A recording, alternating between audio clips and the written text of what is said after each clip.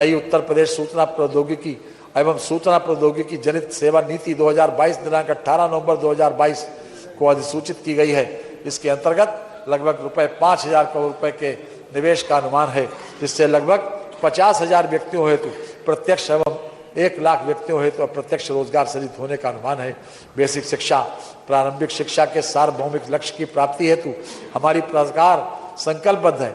प्रदेश में बेसिक शिक्षा के अधीन शासकीय, अशासकीय लगभग 2,23,712 विद्यालय संचालित हैं, जिसमें सभी बच्चों के लिए 1 से 3 किलोमीटर की परिधि में विद्यालय की सुविधा उपलब्ध है।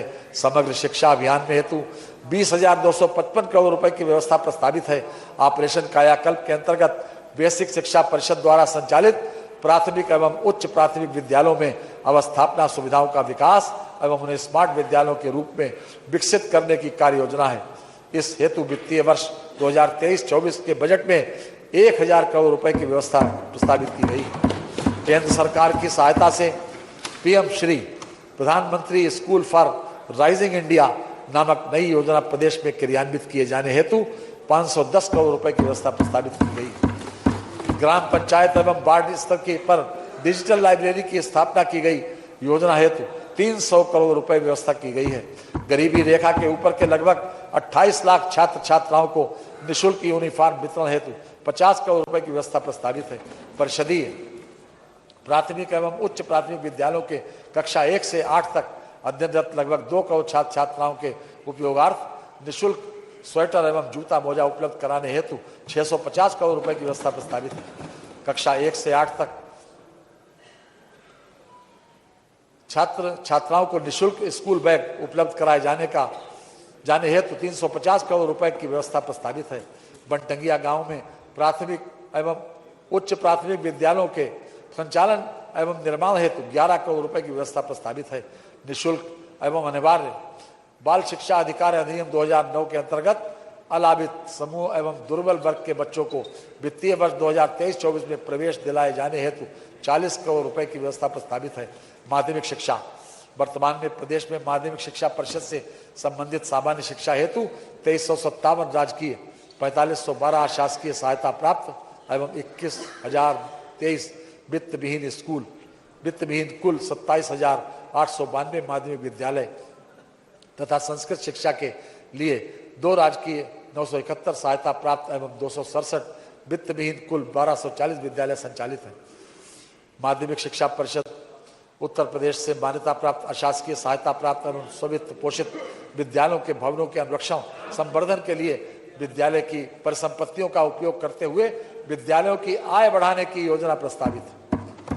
केंद्र सरकार की सहायता से पीएम श्री प्रधानमंत्री स्कूल फॉर राइजिंग इंडिया नामक नई योजना प्रदेश में क्रियान्वित किए जाने हेतु 500 करोड़ रुपए की व्यवस्था प्रस्तावित की गई है। ग्राम पंचायत एवं वार्ड स्तर पर डिजिटल लाइब्रेरी की स्थापना की नई योजना हेतु 300 करोड़ रुपए की व्यवस्था प्रस्तावित है।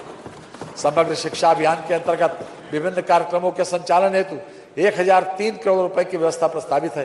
राजकीय माध्यमिक विद्यालयों में विभिन्न अवस्थापना सुविधाओं के विकास हेतु प्रोजेक्ट अलंकार योजना अंतर्गत 500 करोड़ रुपए की व्यवस्था प्रस्तावित है।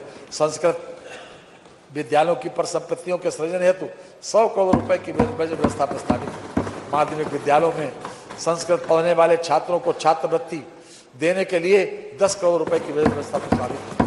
स्वित्त पोषित विद्यालयों में निर्धारित आय सीमा से कम आय वाले माता पिता की दूसरी बच्ची की फीस प्रतिपूर्ति हेतु 5 करोड़ रुपए की व्यवस्था प्रस्तावित है।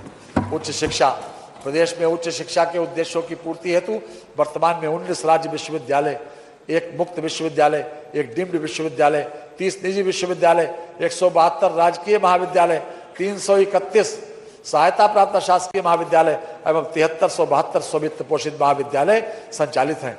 नेक रैंकिंग में लखनऊ एवं गोरखपुर विश्वविद्यालय को A++ श्रेणी प्राप्त हुई है।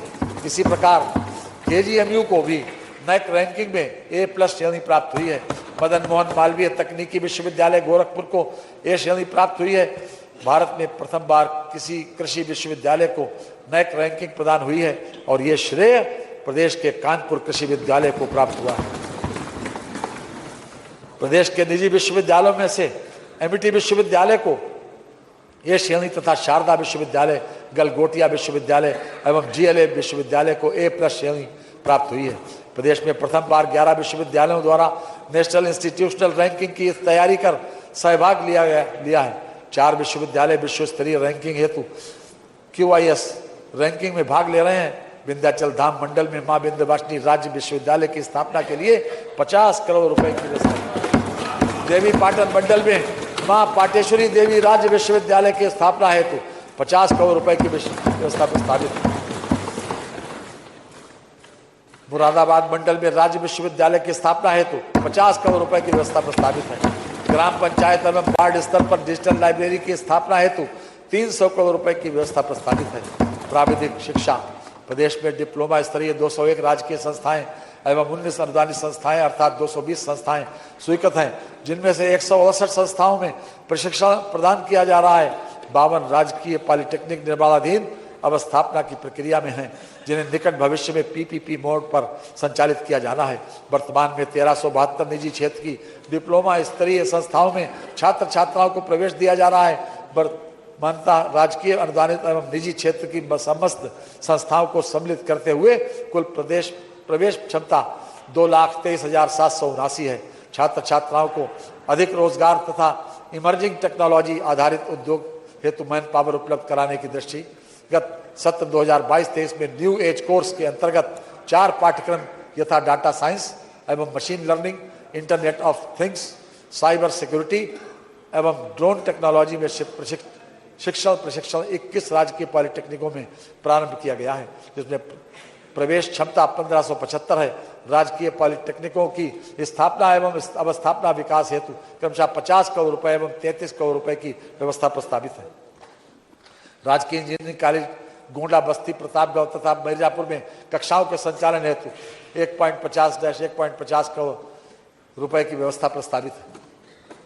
प्राविधिक शिक्षा विद्यालय अभियंत्रण संस्थाओं में पूर्व से निर्मित भवनों के जीर्णोद्धार एवं अनुरक्षण हेतु 2 करोड़ रुपए की व्यवस्था प्रस्तावित है।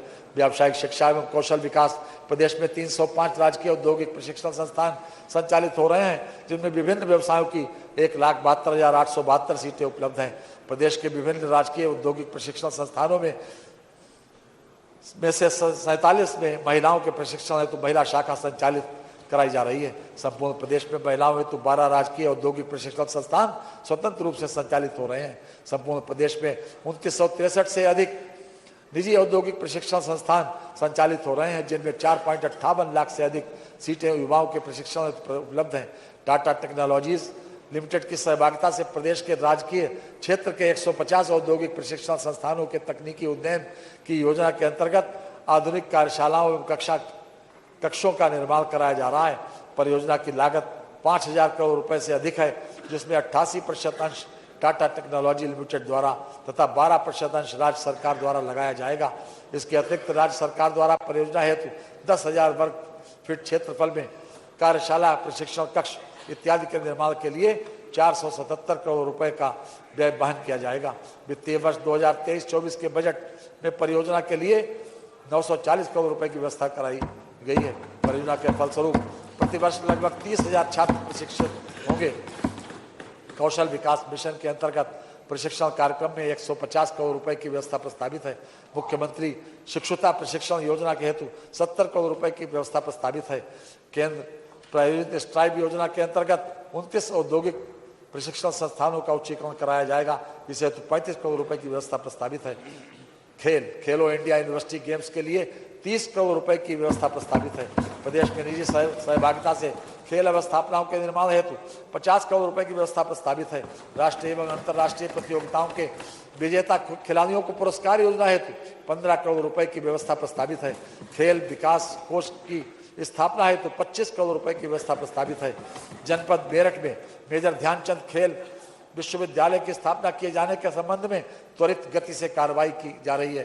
खेल विश्वविद्यालय की स्थापना हेतु 300 करोड़ रुपए की व्यवस्था प्रस्तावित है। सहारनपुर, फतेहपुर एवं बलिया में स्पोर्ट्स कॉलेज के निर्माण हेतु 20 करोड़ 50 लाख रुपए की व्यवस्था प्रस्तावित है। मान्यवर, हमारी सरकार के पहले की सरकारों का रवैया प्रदेश की धार्मिक और सांस्कृतिक धरोहरों के प्रति घोर उपेक्षा का रहा।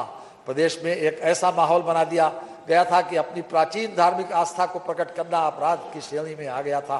जब मुख्यमंत्री योगी आदित्यनाथ जी ने प्राचीन धार्मिक और सांस्कृतिक धरोहरों के पुनरुत्थान का अभियान प्रारंभ किया तो उनका विरोध भी किया गया। कर्मयोगी और पराक्रमी पुरुष विरोध और अवरोध को पराभूत कर अपना मार्ग बनाना चाहते।